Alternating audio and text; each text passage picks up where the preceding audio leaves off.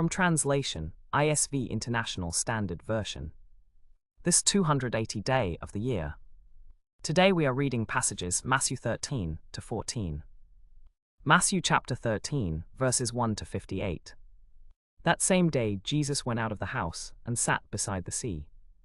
Such large crowds gathered around him that he got into a boat and sat down, while the whole crowd stood on the beach.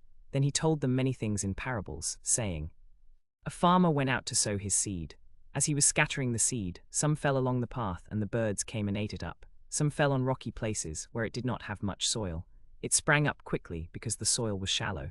But when the sun came up, the plants were scorched, and they withered because they had no root. Other seed fell among thorns, which grew up and choked the plants. Still other seed fell on good soil, where it produced a crop, 100, 60 or 30 times what was sown. Whoever has ears, let them hear. The disciples came to him and asked, Why do you speak to the people in parables? He replied, The knowledge of the mysteries of the kingdom of heaven has been given to you, but not to them. Whoever has will be given more, and they will have an abundance. Whoever does not have, even what they have will be taken from them. This is why I speak to them in parables. Though seeing they do not see, though hearing they do not hear or understand. In them is fulfilled the prophecy of Isaiah. You will be ever hearing but never understanding. You will be ever seeing but never perceiving. For this people's heart has become calloused. They hardly hear with their ears, and they have closed their eyes. Otherwise they might see with their eyes, hear with their ears, understand with their hearts and turn, and I would heal them. But blessed are your eyes because they see, and your ears because they hear. For truly I tell you, many prophets and righteous people longed to see what you see but did not see it, and to hear what you hear but did not hear it. Listen then to what the parable of the sower means.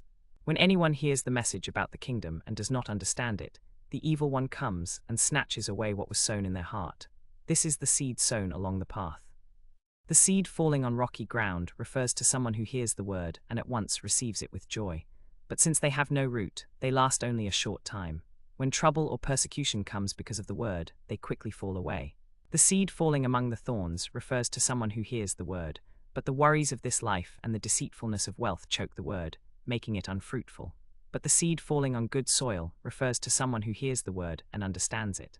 This is the one who produces a crop, yielding 100, 60 or 30 times what was sown. Jesus told them another parable. The kingdom of heaven is like a man who sowed good seed in his field. But while everyone was asleep, his enemy came and sowed weeds among the wheat, and went away. When the wheat sprouted and formed heads, then the weeds also appeared. The owner's servants came to him and said, Sir, didn't you sow good seed in your field? Where then did the weeds come from? An enemy did this, he replied. The servants asked him, Do you want us to go and pull them up? No, he answered, because while you are pulling the weeds you may root up the wheat with them. Let both grow together until the harvest. At that time I will tell the harvesters, First collect the weeds and tie them in bundles to be burned, then gather the wheat and bring it into my barn. He told them another parable. The kingdom of heaven is like a mustard seed, which a man took and planted in his field. Though it is the smallest of all seeds, yet when it grows, it is the largest of garden plants and becomes a tree, so that the birds come and perch in its branches. He told them still another parable. The kingdom of heaven is like yeast, that a woman took and mixed into about 60 pounds of flour, until it worked all through the dough. Jesus spoke all these things to the crowds in parables. He did not say anything to them without using a parable. So was fulfilled what was spoken through the prophet. I will open my mouth in parables. I will utter things hidden since the creation of the world. Then he left the crowd and went into the house. His disciples came to him and said, Explain to us the parable of the weeds in the field. He answered, The one who sowed the good seed is the Son of Man. The field is the world, and the good seed stands for the people of the kingdom. The weeds are the people of the evil one, and the enemy who sows them is the devil. The harvest is the end of the age, and the harvesters are angels. As the weeds are pulled up and burned in the fire, so it will be at the end of the age. The Son of Man will send out his angels, and they will weed out of his kingdom everything that causes sin and all who do evil. They will throw them into the blazing furnace, where there will be weeping and gnashing of teeth. Then the righteous will shine like the sun in the kingdom of their Father. Whoever has ears, let them hear. The kingdom of heaven is like treasure hidden in a field. When a man found it, he hid it again, and then in his joy went and sold all he had and bought that field. Again, the kingdom of heaven is like a merchant looking for fine pearls. When he found one of great value, he went away and sold everything he had and bought it. Once again, the kingdom of heaven is like a net that was let down into the lake and caught all kinds of fish. When it was full, the fishermen pulled it up on the shore. Then they sat down and collected the good fish in baskets, but threw the bad away. This is how it will be at the end of the age. The angels will come and separate the wicked from the righteous and throw them into the blazing furnace, where there will be weeping and gnashing of teeth. When Jesus had finished these parables, he moved on from there. Coming to his hometown, he began teaching the people in their synagogue, and they were amazed. "Where did this man get this wisdom and these miraculous powers?" they asked. "Isn't this the carpenter's son? Isn't Mary his mother, and Aunt James, Joseph, Simon and his brothers living here? Where did all this come from?" they asked. And they took offense at him. But Jesus said to them, "A prophet is not without honor except in his own town and in his own home." And he did not do many miracles there because of their lack of faith. Matthew chapter 14, verses 1 to 36. At that time Herod the Tetrarch heard the reports about Jesus. He said to his servants, "This is John the Baptist. He has been raised from the dead, and that is why miraculous powers are at work in him." For Herod had arrested John and bound him and put him in prison because of Herodias, his brother Philip's wife, for John had been telling him, "It is not lawful for you to have her." Herod wanted to put John to death, but he feared the people because they regarded John as a prophet.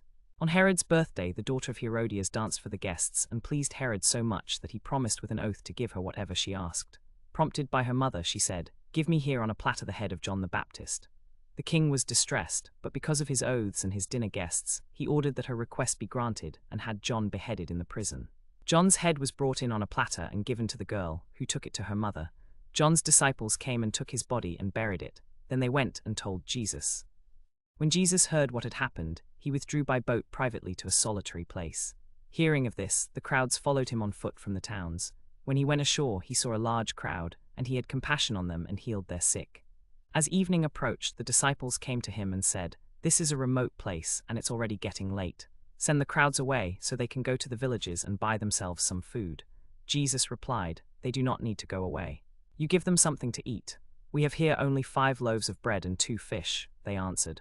"Bring them here to me," he said. Then he directed the people to sit down on the grass. Taking the 5 loaves and the 2 fish and looking up to heaven, he gave thanks and broke the loaves. Then he gave them to the disciples, and the disciples gave them to the people. They all ate and were satisfied, and the disciples picked up 12 basketfuls of broken pieces that were left over.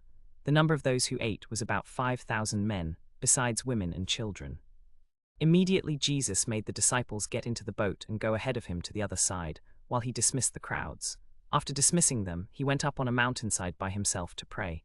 When evening came, he was there alone. Meanwhile the boat was already a considerable distance from shore, buffeted by the waves because the wind was against it. During the 4th watch of the night, Jesus went to them, walking on the lake. When the disciples saw him walking on the lake, they were terrified. "It's a ghost," they said, and cried out in fear. But Jesus immediately said to them, "Take courage, it is I." "Don't be afraid, Lord, if it's you," Peter replied. "Tell me to come to you on the water."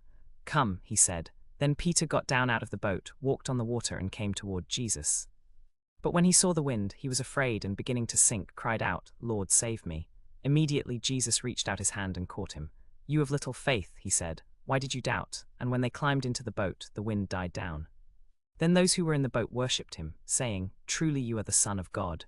When they had crossed over, they landed at Gennesaret. And the men of that place recognized Jesus, and they sent word to all the surrounding region, and people brought all their sick to him. And they begged him that they might only touch the edge of his cloak, and as many as touched it were made well.